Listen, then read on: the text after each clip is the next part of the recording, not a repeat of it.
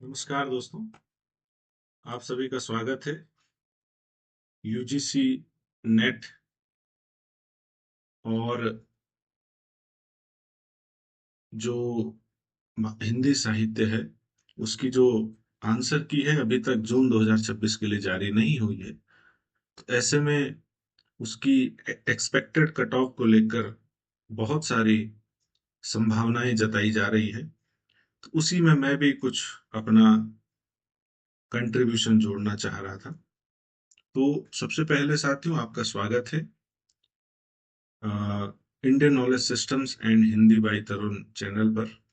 और आज हम UGC net Indian knowledge system and Hindi की जो एक्सपेक्टेड कट ऑफ है जून 2026 के लिए, उसके विषय में थोड़ा सा एनालिसिस करेंगे। तो आइए शुरू करते हैं। आइए स्टार्ट करते हैं। देखिए साथियों, सबसे पहले हिंदी लिटरेचर की पिछले कुछ वर्षों की जो संभावित कट ऑफ है उस पर हमें नजर दौड़ा लेनी चाहिए। और हिंदी लिटरेचर में जून 2025 में जो कट ऑफ था वो बहुत हाई था। यूआर में जो जेआरएफ के लिए कट ऑफ थी 218 थी, नेट के लिए 190 थी। और आप सभी इस कट ऑफ से परिचित भी होंगे। पीएचडी के लिए 160 थी। इसी प्रकार ओबीसी में 208, 172, 146 थी। ईडब्ल्यूएस में 210, 174, 142 थी। एससी में 194, 160, 138 थी। और एसटी में 182, 152, 134 थी। आप समझ रहे होंगे कि सबसे पहली जो कट ऑफ इसमें है वो जेआरएफ के लिए है, फिर नेट के लिए है, फिर पीएचडी के लिए है। दिसंबर 2025 में हिंदी की जो कट ऑफ है वो थोड़ा नीचे आई, लेकिन फिर भी ये काफी ऊंची रही। 10 नंबर जरूर जेआरएफ के लिए नीचे हुई। जैसे यूआर के लिए ये 208 रही, नेट के लिए 182 रही, और पीएचडी के लिए 158 रही। इसी प्रकार ओबीसी के लिए 198, 168, 146 रही। ईडब्ल्यूएस के लिए 202, 168, 144 रही। एससी के लिए 188, 158, 142 रही। और एसटी के लिए 178, 150, 136 रही। तो इसलिए आप देखेंगे कि जून 2026 की जो एक्सपेक्टेड कट ऑफ है यूआर के लिए, आगे हम इस पर चर्चा करेंगे, तो वो कितनी रहनी चाहिए। और इसी प्रकार हम देखते हैं अब इंडियन नॉलेज सिस्टम के लिए। आगे हम एक्सपेक्टेड कट ऑफ देखेंगे। यहाँ ये गलती से ऐड हो गया है। तो अब हम देखेंगे इंडियन नॉलेज सिस्टम की जो दिसंबर 2025 की कट ऑफ थी, क्योंकि इंडियन नॉलेज सिस्टम एक नया सब्जेक्ट है जो यूजीसी ने नेट की परीक्षा के लिए शामिल किया है। और ये सन 2023 में इसे जोड़ा गया था। इसमें नंबर ऑफ जो एस्पिरेंट्स होते हैं, नंबर ऑफ जो कैंडिडेट्स होते हैं वो कम शुरुआती समय में हुआ करते थे। तो इसलिए उसकी कट ऑफ को मैं मानक नहीं मान सकता। आज नंबर ऑफ कैंडिडेट बढ़ गए हैं, तो इसलिए पिछले एक वर्ष की कट ऑफ हम इसके लिए चर्चा करेंगे। तो आप ये देखेंगे कि जून 2025 में जो इंडियन नॉलेज सिस्टम यूआर का कट ऑफ था वो 186 था जेआरएफ के लिए, 166 था नेट के लिए, और 146 था सिर्फ पीएचडी के लिए। अब यूआर का ही अगर इतना था तो आप बाकी कैटेगरीज का अनुमान लगा सकते हैं। अब हम दिसंबर 2025 की जो कट ऑफ है, जो आज के संदर्भ में मानक कट ऑफ हो सकती है, जब हम जून 2025 की एक्सपेक्टेड कट ऑफ की घोषणा करने वाले हैं, तो उसके लिए दिसंबर 2025 की जो कट ऑफ है इंडियन नॉलेज सिस्टम की, वो एक मानक, एक मार्गदर्शन का कार्य कर सकती है।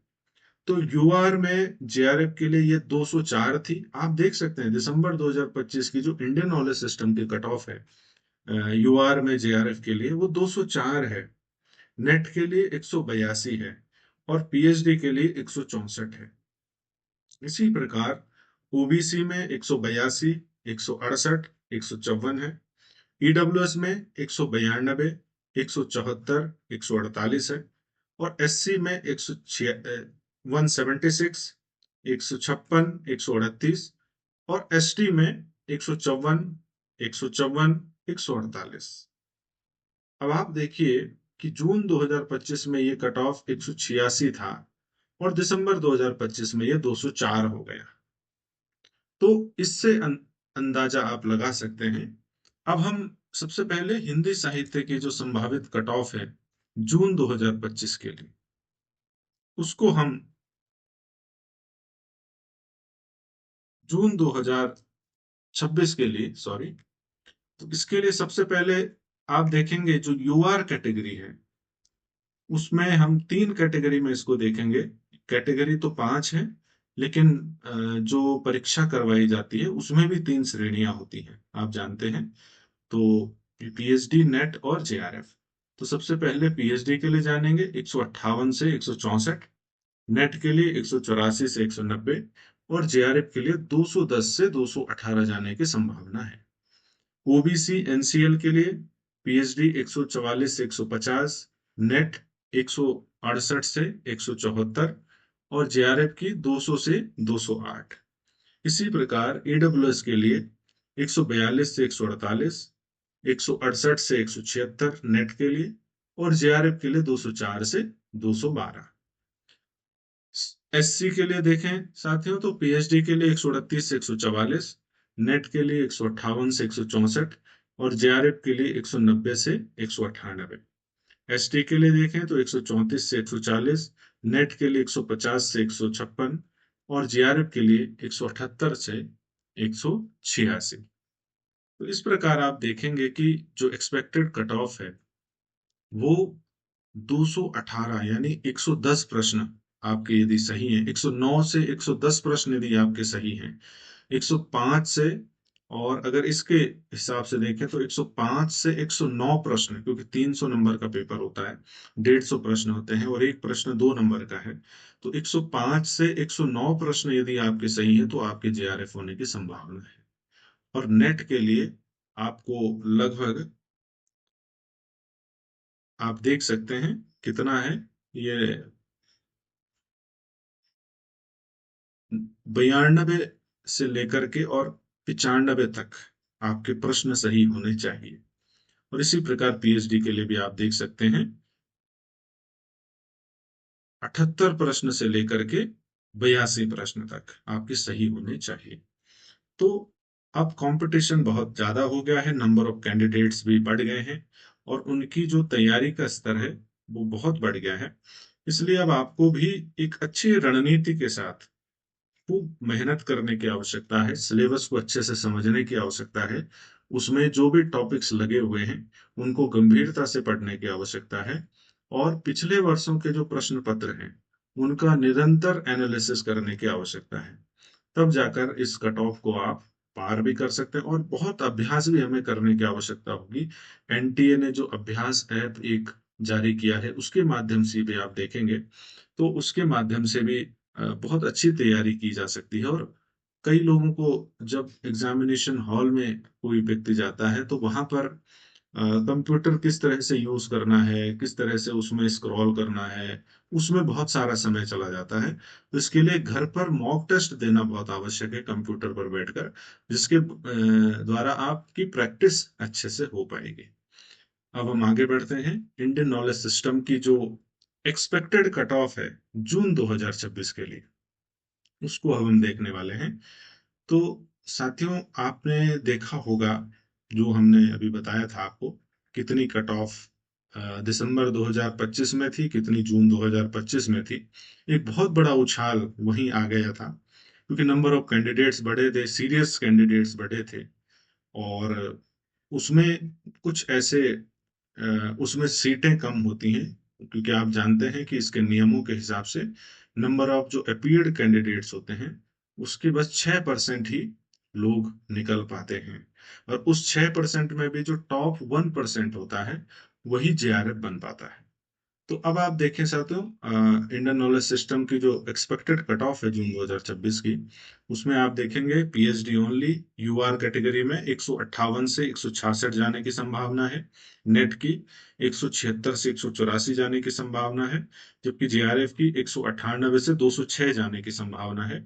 ओबीसी एनसीएल के लिए तीनों कैटेगरी में 100, पीएचडी के लिए 148 से 156, नेट के लिए 162 से 170 और जेआरएफ के लिए 176 से 186।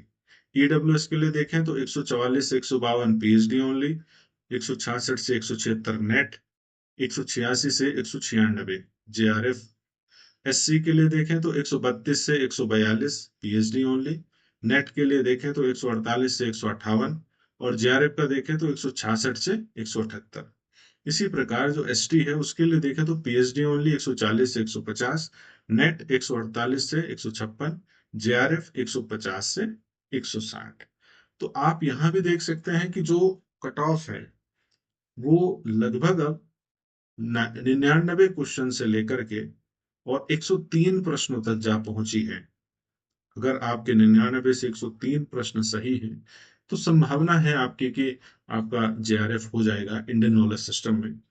और इसी प्रकार से लगभग जो 88 प्रश्न, 88 से 92 प्रश्न यदि आपके सही हैं तो नेट होने की संभावना आपकी इंडियन नॉलेज सिस्टम में है।